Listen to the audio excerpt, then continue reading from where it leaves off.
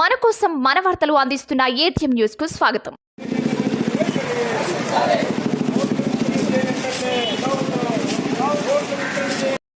ఆత్మకూరు పట్టణ ట్రాఫిక్ సమస్య తీరే వరకు తమ ఆందోళనలు కొనసాగిస్తున్నామంటున్న సిపిఎం పార్టీ నేతలు సోమశిల రోడ్ సెంటర్లో రాస్తారోకో.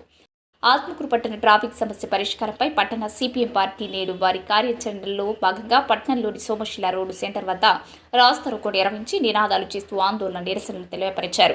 పట్టణంలో ట్రాఫిక్ సమస్యలతో ప్రజలు తీవ్ర ఇబ్బంది పడుతున్న దృష్ట్యా ఎన్నో మార్లు అధికారులను కలిసి ఎన్నో విధాలుగా వినతి పత్రాలు అందజేసినా కూడా వారిలో చలనం లేకపోవడంతో ట్రాఫిక్ సమస్య నివారించేందుకు రోడ్డు విస్తరణ చేపట్టి ట్రాఫిక్ సమస్యలను నియంత్రించాలంటూ ఫ్లెక్సీలను చేతబట్టి నినాదాలు చేస్తూ రాస్తారోకో నిర్వహించారు.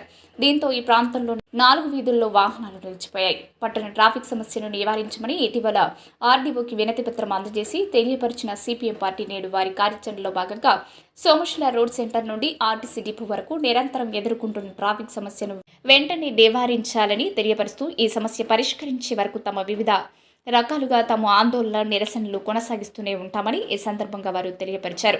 ఈ రాస్తారోకో కార్యక్రమంలో పట్టణ సిపిఎం పార్టీ కార్యదర్శి డేవిడ్ రాజు, మున్సిపల్ మాజీ వైస్ చైర్మన్ సంతాని, జిల్లా కౌలు రైతుల నేత లక్ష్మీపతి, వాగల శ్రీహరి తదితరులు హాజరయ్యారు. ఏ పట్టణమైనా కూడా అభివృద్ధి చెందాలంటే ముందు రోడ్లు విస్తరణ అవసరం.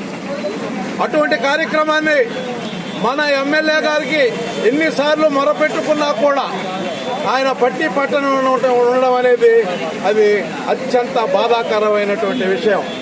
ఆత్మకూరు పట్టణ ప్రజలారా, మీరు గమనించినట్లయితే ఈ రోడ్డు విస్తరణ చేసి మన యొక్క మానవ ప్రాణాలని కాపాడడం కోసం ప్రభుత్వం నుంచి ఖర్చు పెట్టాల్సినటువంటి వ్యయం వారు ఇచ్చినది ఓయబ్బా అంటే 15 కోట్ల రూపాయలు.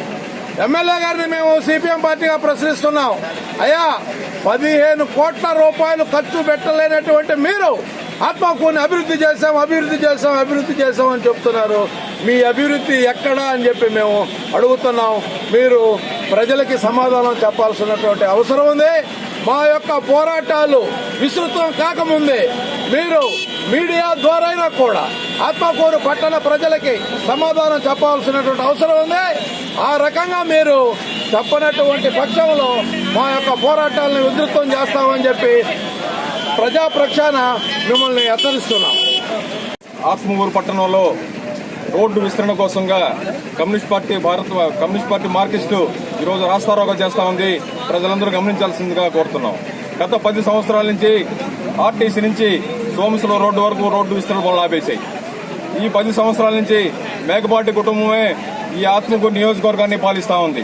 మేకపాటి గౌతమ్ రెడ్డి అయితేమి, మేకపాటి విక్రమరెడ్డి గారు అయితేమి నిత్యం 10 సార్లు ఈ రోడ్డు మీద వెహికల్స్ లో తిరుగుతున్నారు. వాళ్ళు నడిసొస్తే ఈ ట్రాఫిక్ సమస్య తెలుస్తా ఉంది. ఆత్మకూరు డివిజనల్ కేంద్రం 10 మండలాల నుంచి వందల వేల సంఖ్యలో రకరకాల అధికార కార్యక్రమాలకు ప్రజలు వస్తున్నా ప్రజలు ఈ రోడ్డు మీద నడవలేని పరిస్థితి. అంబులెన్స్ వచ్చినా గంటలు ఆగిపోయే పరిస్థితి. ఈ రోడ్డు విస్తరణ చేసి ప్రజలను ట్రాఫిక్ లో నుంచి కష్టాల నుంచి తొలగిస్తా అని చెప్పి ఎలక్షన్ లో హామీ ఇచ్చి మీరు ఎలక్షన్ ప్రచారం రావాలని చెప్పి ఈ సందర్భం కోరుకుంటున్నాను అని చెప్పి సెలవు తీసుకుంటున్నాను. 10 సంవత్సరాల నుండి సోమశిల రోడ్ నుండి ఆర్టీసీ వరకు మనం రోడ్లు వెడల్పు చేయమని మనం అనేక సార్లు ప్రభుత్వానికి, ఆర్డీఓకి, కలెక్టర్కి, అదేవిధంగా ఆర్ఎండ్బీఓలకి అర్జీలు ఇచ్చాం. కానీ వెడల్పు చేస్తామని చెప్తూ నెల్లూరు పాలన నుండి ఆర్టీసీ వరకు వెడల్పు చేసి ఆర్టీసీ నుండి సోమశిల రోడ్డు వరకు వదిలేశారు. దీనికి కారణం ఏంటంటే కొంతమంది పెద్ద వాళ్ళు వాళ్ళ బిల్డింగ్లు రోడ్లలోకి వచ్చినాయి కాబట్టి వాళ్ళు పగలు కొడతారనే ఉద్దేశంతో వాళ్ళు దీన్ని రోడ్లు వెడల్పు చేయకుండా ఆపుతున్నారు. వాళ్ళు 2-3 రోడ్లు వెడల్పు చేస్తే వేల మంది హాయిగా ప్రయాణం చేయొచ్చు. ఈడ ట్రాఫిక్ ఆగిపోతుంది. అందుకని మేము చెప్పేది ఏంటంటే వెంటనే వాళ్ళకి ఇవ్వాల్సిన నష్టపరిహారం ఇచ్చి వెంటనే రోడ్లు వెడల్పు చేయాలని ఆ విధంగా చేస్తారని మేము ఆశిస్తున్నాం. ఈరోజు సిపిఎం పార్టీ ప్రజల దృష్టిలో పెట్టుకొని ఈ సమస్యల మీద పోరాటం చేస్తున్నందుకు ముందు సిపిఎం పార్టీకి ధన్యవాదాలు తెలియజేస్తున్నా. ఏ నాయకుడు గాని, అధికార పార్టీ గాని, ఇంకో పార్టీ గాని ఈ ప్రజా సమస్యల మీద ఇంతవరకు అలవిప్పని వాళ్ళు లేరు. ఈ ఆత్మ నియోజకవర్గంలో ప్రతి గ్రామం నుంచి ప్రతి మండల కేంద్రం నుంచి ఆత్మకి రావాలి. రోడ్డు విస్తరణ అనేది 10 సంవత్సరాల జాప్యం జరుగుతుందంటే ఈ ప్రజల మీద ఈ అధికార పార్టీకి ఎంత గౌరవం ఉందో అర్థమవుతుంది. కాబట్టి దీని తదుపరి చర్యలు తీసుకోకపోతే కమ్యూనిస్టు పార్టీకి నేను పూర్తి మద్దతు ఇస్తానని కూడా తెలియజేస్తున్నా.